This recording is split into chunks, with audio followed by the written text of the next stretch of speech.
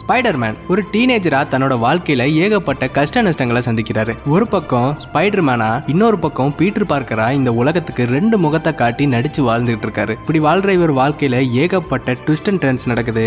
அந்த ஒரு விஷயம் தான் ஸ்பைடர்மேனோட கதை. என்னால முடிஞ்ச அளவு இந்த கதையை ஷார்ட் அண்ட் ஸ்வீட்டா சொல்ல ட்ரை பண்றேன். இப்போதைக்கு வீடியோவை ஸ்டார்ட் பண்ணலாம். இவரோட பேரு பீட்டர் பார்க்கர். இவர் ஒரு காலேஜ் ஸ்டூடெண்ட். அவரால் முடிஞ்ச ஒரு சில சின்ன சின்ன உதவிகளை மக்களுக்கு செஞ்சுக்கிட்டு இருக்காரு. இந்த ஒரு விஷயத்தை பார்த்த அயன்மேன் ஒரு புது ஸ்பைடி ஷூட்டர் ரெடி பண்ணி கொடுக்குறாரு. எதுக்குன்னா சிவில் வார்ல கேப்டன் அமெரிக்காவுக்கு எதிராக சண்டை போடுறதுக்காக. அண்ட் அந்த சண்டை முடிஞ்சதுக்கு அப்புறம் டோனியும் பீட்டரும் மீட் பண்ணும்போது டோனி அந்த ஷூட்டை பீட்டரையே வச்சிருக்க சொல்லியிருப்பார். அண்ட் அதை வச்சு பீட்டர் ஸ்ட்ரீட்ல இருக்க நிறைய மக்களுக்கு உதவி பண்ணிருப்பாரு. அண்ட் சில பேருக்கு உதவி பண்றேன்னு சொல்லி உபத்திரம் பண்ணி திட்டும் வாங்குறாரு. அண்ட் அப்பதான் ஹைடெக் வெப்பன்ஸை யூஸ் பண்ணி நிறைய பேர் பேங்கை கொள்ளையடிக்கிறத பாக்குறாரு. அண்ட் திரும்பவும் அந்த மாதிரி வெப்பன்ஸை விற்கிறவனா கவனிக்கிறாரு. அவனை ஃபாலோ பண்ணிட்டு போகும்போது தான் வல்ச்சர் அப்படிங்கிற ஒருத்தன் ஸ்பைடர்மேனை ஹைட்டா தூக்கி கொண்டு போய் கீழே போட்டுறான். அப்ப ஆத்துல விழுந்த ஸ்பைடர்மேனை அயன்மேன் வந்து காப்பாத்துறாரு. அண்ட் இது மாதிரி பெரிய விஷயத்துல நீ இன்வால்வ் ஆகாத, இதை நாங்க பாத்துக்கிறோம், நீ சின்ன சின்ன உதவிகளை மட்டும் செஞ்சா போதும் அப்படின்னு சொல்றாரு. இந்த வல்ச்சர் யாரு அப்படின்னா 2012 லோக்கி சிட்டாரி ஆர்மியை கூட்டிட்டு எர்த் அட்டாக் பண்ணிருப்பான். அப்ப நியூயார்க்ல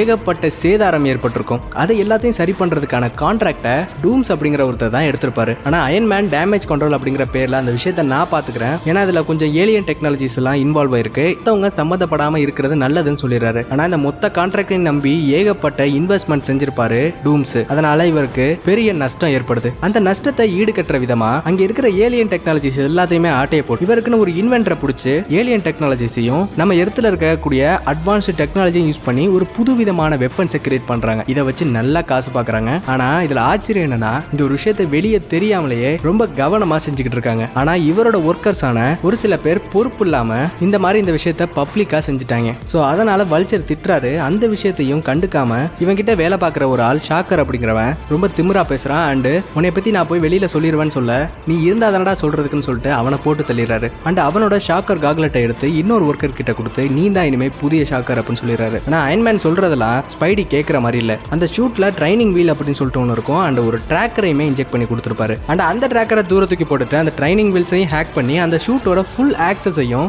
எடுத்து கொடுத்துருப்பாரு அவரோட ஃப்ரெண்டு நெட். அண்ட் அப்பதான் அவர் ஷூட்ல இருக்க ஏஐ இவர்கிட்ட பேசும். ஆனா இப்ப அந்த ஷூட்டோட ஃபுல் ஆக்சஸையும் இவர் எடுத்தனால அதை ஒழுங்கா யூஸ் பண்ண தெரியாம கஷ்டப்படுறாரு. அந்த வல்ச்சரை ட்ராக் பண்ணிட்டு போய் அவரை தடுக்க முடியாம ஒரு ட்ரக்ல மாட்டிக்கிட்டு டேமேஜ் கண்ட்ரோல் யூனிட்டுக்கு போயிருப்பாரு. சோ அப்பதான் அந்த ஏஐ கிட்ட நல்லா பேசி பழகி அதுக்கு கேரன் அப்படிங்கிற ஒரு பேரையும் வைப்பாரு. அதுக்கப்புறம் அந்த யூனிட்டை எப்படியோ ஓபன் பண்ணி வெளியே வந்ததுக்கு அப்புறம் இதுக்கு முன்னாடி வெப்பன் டீலிங் ஒருத்தன் பண்ணால, சோ அந்த ஃபுட்டேஜை எடுத்து வச்சு பார்த்துட்டு இருக்காரு. அப்ப அவனோட ஃபேஸை வச்சு அவன் மேல கிரிமினல் ரெக்கார்ட்ஸ் இருக்கிறதா கண்டுபிடிக்கிறாரு. அவனை போய் பார்க்கும்போது இவங்க அடுத்து எங்க இருக்காங்க அப்படிங்கிற ஒரு லொகேஷனை சொல்லுவான். அது ஒரு ஷிப். அந்த ஷிப்புக்கு போகும்போது இன்னொரு ஒரு கிரிமினலுக்கு இந்த வெப்பன்ஸை விற்க போறதா ஸ்பைடிக்கு தெரிய வருது. அண்ட் அதை போய் தடுத்து நிறுத்துறன்னு போக அங்க இருந்த ஒரு ஹை டெக்னாலஜி மூலியமா அந்த ஷிப்பே ரெண்டா பொளந்துருது. கப்பல்ல அங்கேயும் இங்கேயும் வெப்ஸை போட்டு எல்லாத்தையும் புடிச்சு ஒன்னா தன்னோட ரெண்டு கைகள்ல நிறுத்துறாரு. ஆனா அதுவும் பத்தல, எல்லாமே அந்துட்டு விழுவுது. அப்பதான் அயன்மேன் இடையில வந்து காப்பாத்துறாரு. அண்ட் அந்த ஷிப்பை ஒன்னா சேர்த்து வெல்டிங் பண்ணி முடிச்சுட்டு போயிடுறாரு. அண்ட் அங்க இருந்து வந்த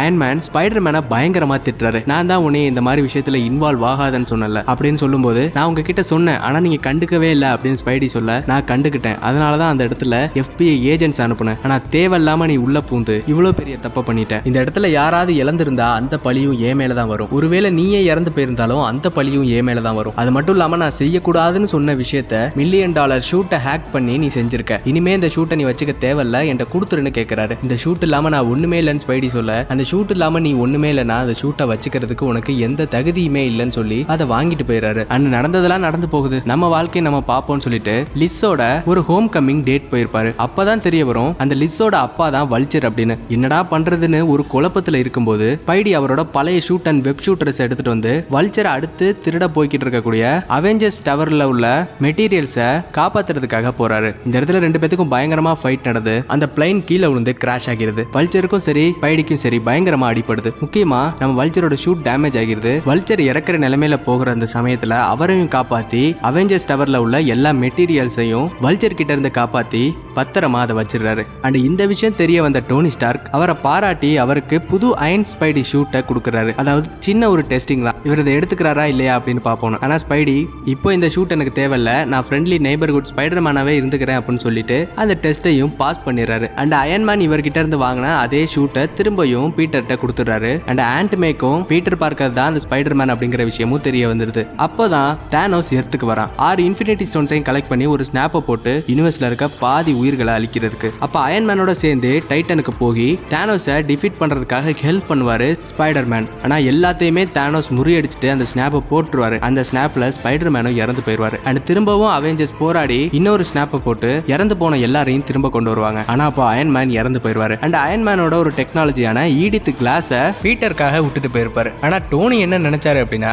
பீட்டர் தான் அடுத்த டோனி ஸ்டார்க் அப்படின்னு. ஆனா மிஸ்டீரியோ அப்படிங்கிற ஒரு பேர்ல குவென்டன் பிக் ஏகப்பட்ட டிராமாஸ் செஞ்சுட்டு இருப்பான். அதாவது எலிமெண்டரிஸ் அப்படின்னு சொல்லப்படக்கூடிய மான்ஸ்டர்ஸ் எர்த் அட்டாக் பண்ணுது. சோ அவங்கள்ட்ட இருந்து நான் எர்த்தை காப்பாத்த போறேன் அப்படின்னு சொல்லிட்டு தான் மல்டிவர்ஸ்ல இருந்து வந்ததாகவும் இதே மாதிரி தன்னோட கிரகம் அழிஞ்சிட்டதாகவும் ஏகப்பட்ட உருட்டி விடுறான். அண்ட் அது எல்லாத்தையுமே நிக் ஃபியூரியும் சரி ஸ்பைடர்மேனும் சரி எல்லாருமே நம்பிடுறாங்க. அண்ட் கொஞ்சம் கொஞ்சமா பீட்டரோட நம்பிக்கையை வாங்கினதுக்கு அப்புறம் அடுத்த டோனி ஸ்டார்க் நீ இல்ல அப்படிங்கிற மாதிரி பீட்டரை நினைக்க வச்சு அவன் கிட்ட இருந்த அந்த ஈடித் கிளாஸை இவன் வாங்கிடுறான். அண்ட் அந்த ஈடித் கிளாஸ்ல தான் உலகத்துக்கு எதுவும் ஆபத்து வந்தா அதை ட்ரோன்ஸ் மூலியமா காப்பாத்துறதுக்காக அந்த ட்ரோன்ஸை சேஃபா சேட்டிலைட்ல வச்சிருப்பாரு. அண்ட் அந்த கண்ட்ரோல் ஈடித் கிளாஸ்ல மட்டும் தான் இருக்கு. அந்த ஈடித் கிளாஸை பீட்டரால மட்டும் தான் ஆக்சஸ் பண்ண முடியும். இப்போ அந்த ஆக்சஸை குவென்டன் பெக் வாங்கிடுறான். இதுக்கப்புறம் இவனோட டிராமா அதிகமாக ஆரம்பிக்குது. சோ பெரிய ஆபத்துல இருந்து மக்களை காப்பாத்தினாதான் நம்மள நல்லா நம்ப ஆரம்பிப்பாங்க அப்படின்னு சொல்லிட்டு மிகப்பெரிய ஒரு இலூஷன்ஸை கிரியேட் பண்ணிட்டு இருக்கான். அவனோட இலூஷன்ஸை கிரியேட் பண்ற அந்த டெக்னாலஜியை வச்சு. ஆனா இந்த விஷயம் ஸ்பைடர்மேனுக்கு தெரிய வருது. அப்ப ஸ்பைடர்மேனுக்கும் மிஸ்டீரியோக்கும் சண்டை நடக்கும்போது அவரோட பீட்டர் ட்விங்கிள் அதாவது இந்த ஸ்பைடி சென்ஸை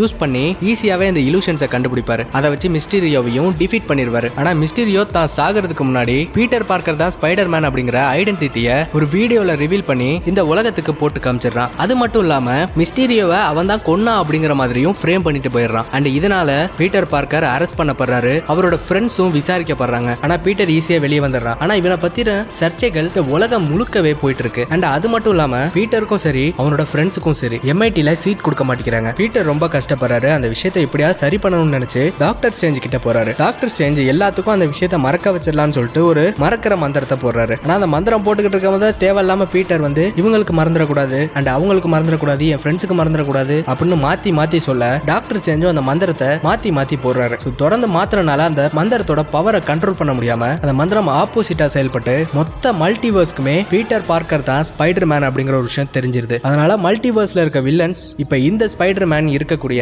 அந்த உலகத்துக்கு வராங்க.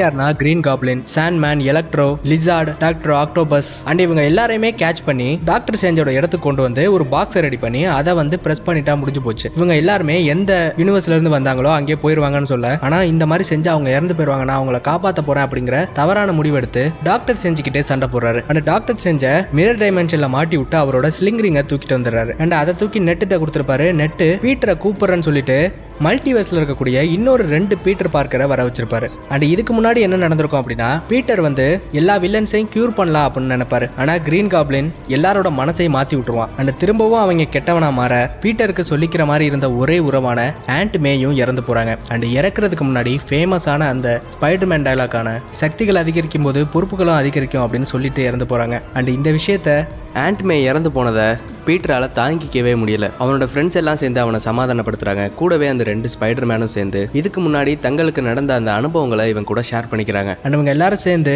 அந்த வில்லன்ஸ்கான அந்த கியூரை கண்டுபிடிச்சு ஒவ்வொருத்தவங்களையும் கியூர் பண்றப்ப கரெக்டா டாக்டர் செஞ்சும் மிரர் டைமென்ஷன்ல இருந்து வெளியே வந்துருவாரு. அண்ட் சக்சஸ்ஃபுல்லா ஒரு மந்திரத்தை போட்டு இந்த உலகத்துல இருக்க யாருக்குமே பீட்டர் பார்க்கர் தான் ஸ்பைடர்மேன் அப்படிங்கிற ஒரு விஷயம் தெரியாத மாதிரி பண்ணிடுறாரு. ஆனா இந்த மந்திரம் போட்டதுக்கு அப்புறம் நான் தான் ஸ்பைடர்மேன் அப்படிங்கிற ஒரு விஷயத்த அவங்க ஃப்ரெண்ட்ஸ்க்கு பீட்டர் சொல்றேன்னு சொல்லியிருப்பாரு. ஆனா அவங்களை போய் பார்த்ததுக்கு அப்புறம் இவர் சொல்லியிருக்க மாட்டாரு. ஏன்னா பீட்டர் இப்ப முழுசாவே ரெஸ்பான்சிபிலிட்டிஸை கையில எடுக்க ஆரம்பிச்சிட்டாரு. அதாவது தன்னை யாராச்சும் அட்டாக் பண்ணா இவரால காப்பாத்திக்க முடியும். ஆனா இவர் இல்லாத சமயத்துல இவங்களோட ஃப்ரெண்ட்ஸ் அட்டாக் பண்ணா இவர் காப்பாத்துறது ரொம்பவே கஷ்டம். ஆண்ட்மே இல்லாத அந்த சமயத்துல இவர் மட்டும் தான் தனியா வாழணும். அது மட்டும் இல்லாம அவரோட மொத்த வாழ்க்கையோட ரெஸ்பான்சிபிலிட்டியும் அவர் இப்ப எடுத்துக்கிறாரு அப்படிங்கிற ஒரு விஷயத்தை காட்டி இந்த கதையை முடிச்சிருக்காங்க. இந்த கதை அப்படிங்கிறது நோவே ஹோம் வரைக்கும் தான் நான் சொல்லியிருக்கேன். அண்ட் இந்த கதையில வர மாதிரி நம்ம வாழ்க்கையோட ரெஸ்பான்சிபிலிட்டிஸை நாம எடுத்துக்கும் போது நம்ம வாழ்க்கை மாற ஆரம்பிக்கும். இந்த ஒரு விஷயத்த அழகா ஸ்பைடர்மேனை வச்சு நமக்கு சொல்லியிருக்காங்க. ஸோ இதோட இந்த வீடியோ முடியுது. அண்ட் இந்த வீடியோ பத்தின உங்களோட தாட்ஸை கமெண்ட்ல சொல்லுங்க. நம்ம சேனலோட கண்டென்ட் பிடிச்சிருந்தா சப்ஸ்கிரைப் பண்ணிக்கோங்க. கூடவே லைக் ஷேரும் பண்ணிடுங்க. இது போல நல்ல வீடியோட அடுத்த வீடியோல உங்களை சந்திக்கிறேன். அதுவரையும் பாய்.